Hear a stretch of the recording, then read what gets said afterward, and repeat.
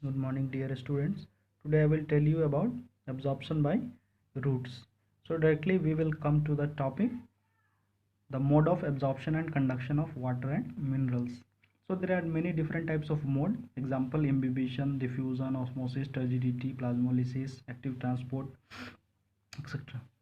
Now first we will see imbibition. So in case of imbibition, if the cells of the plant, either living or dead, absorb water by surface attraction, simply by the surface attraction, it is called imbibition.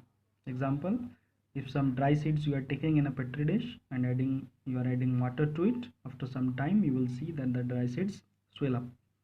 This is imbibition example. Now coming on to diffusion. Diffusion simply means the movement of molecules from a region of higher concentration to a region of lower concentration. Okay, it will take place in liquids and gases. Sometimes even in solid it can take place, but it is rare. Okay, here some examples are given: diffusion of gases, diffusion of liquid. So here gases diffusion. In case of perfume, if you will open a perfume bottle, after some time the smell distributes to the whole room, that is the diffusion. Next is in liquid. If you are giving dropping some crystals of KMnO4 molecule, or you can tell the solution of KMnO4 solution, it will diffuse in water. You can see the color. Next is your osmosis. Osmosis is a special type of diffusion where there will be involvement of semi-permeable membrane, nothing else. So it is only the same. It is defined as molecule of movement of solvent molecule from higher concentration to lower concentration through semi-permeable membrane. Now come to the types of membrane. It is permeable. So if the membrane is allowing the solvent and solute molecules to pass through it, it is called permeable. Example is cell wall. Semi-permeable. It allows the passage of solvent molecules but not the solute molecules. It is called semi-permeable. Example is animal bladder. Selectively permeable. If a membrane is allowing selective passage of molecules, solutes and solvents both through it, it is selectively permeable, or it is also called differentially permeable membrane. Example is plasma membrane. Now one more is impermeable. It will not allow any molecule to pass through it. That is example rubber sheet. Here are some experiment given for osmosis. Directly simple experiment is given, sugar solution one, that if the pressure is applied, you can see the column here rises up. Okay, now see types of osmosis. One is endosmosis, means water will enter inside the cell and cell will swell. This is endosmosis. And exosmosis, water will come out of the cell and the cell will shrink. Okay, now come to tonicity. Tonicity means depending upon the concentration, there are the different types of solution. First is hypertonic. So hypertonic solution simply means if a solution's concentration is more than the cell sap, it is hypertonic. Okay, so if you will keep any of the cell in this type of solution, water will diffuse out of it and protoplasm will shrink. That is exosmosis will take place.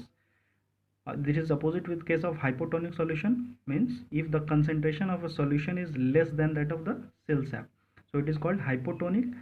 So if you will put a cell in the hypotonic solution, water will come out,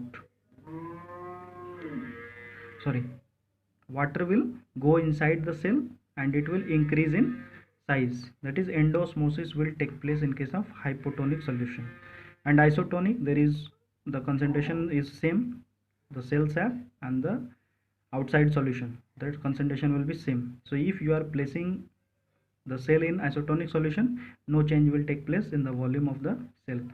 Simply no osmosis will take place because there is no change in, there is no difference in the concentration of the solution. Now see, osmotic pressure, it is the minimum pressure which is required to prevent the entry of water, pure water, into the aqueous solution. So in case of any aqueous solution, the pressure, the minimum pressure which is required to prevent the entry of pure water, this is called osmotic pressure. So importance of osmosis, there are many importance. So you can see here, across the tonoplast, water moves through the osmosis process. It has major role in the water absorption. Then plasmolysis is dependent on osmosis. Then if an intact plant cell is placed in distilled water, it expands due to osmosis. Shape of organelle in a cell is maintained by osmosis process. During favorable conditions, cell increase their resistance by osmotic pressure increase, or simply it increases the osmotic pressure and then it can adjust to the unfavorable situation. Now come to turgor pressure. Turgor pressure is simply the pressure inside the cell. See here, turgidity, the distended condition. Suppose if the cell sap is there, it tries to compress the tonoplast, protoplasm and cell sap. So here see, when water enters the cell by osmosis, cell wall suffers the distension process and then pressure is built between the cell sap on one hand and the cell wall on another. So it is the pressure between the cell sap and the cell wall. So this is distended condition is turgidity or turgescence. Okay, and the actual hydrostatic pressure developed inside the cell, as a result it is of entry of water, it is called turgor pressure. Simply turgor pressure means the pressure applied by the cell sap on the wall of the cell, simply. Okay, so if it is turgid, cell is turgid, it will no longer allow the water molecules to enter inside it. Absorption capacity is minimum. Okay, now come to the wall pressure. So wall pressure means pressure on the cell sap exerting the pressure on the cell wall, that is inward pressure exerted, that is called the wall pressure. Okay, now utility of turgidity. See here, turgidity creates the root pressure in roots.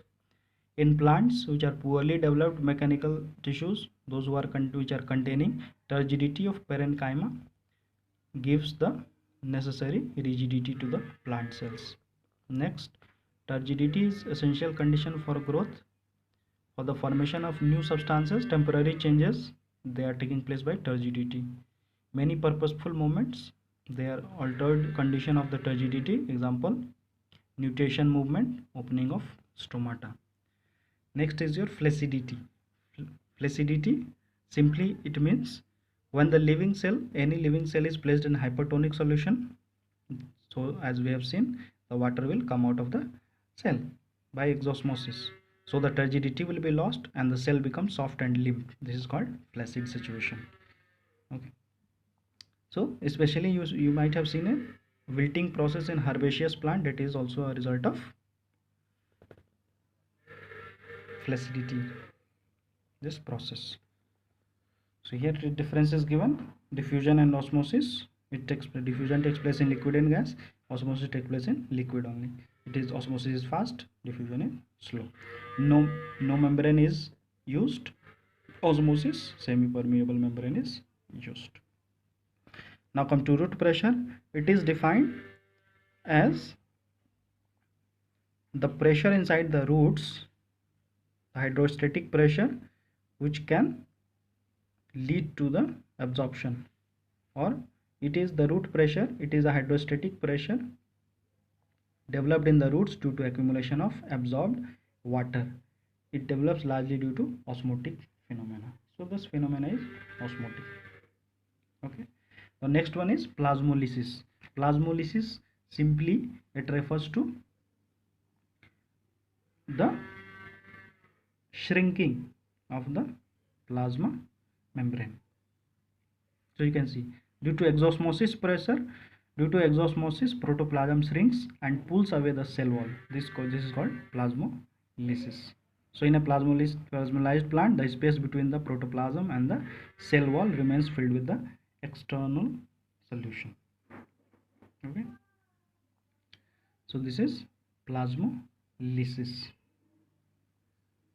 So if it is placed in, cell is placed in hypertonic solution, plasmolysis will take place. Again, when it is placed in hypotonic solution, again the original cell will be maintained, the cell size will be maintained. So simply, if you are putting any solution in the hypertonic, any cell in hypertonic solution, plasmolysis will occur. But if you are placing it in hypotonic solution, again the same concentration will be, or the same cell size will be maintained.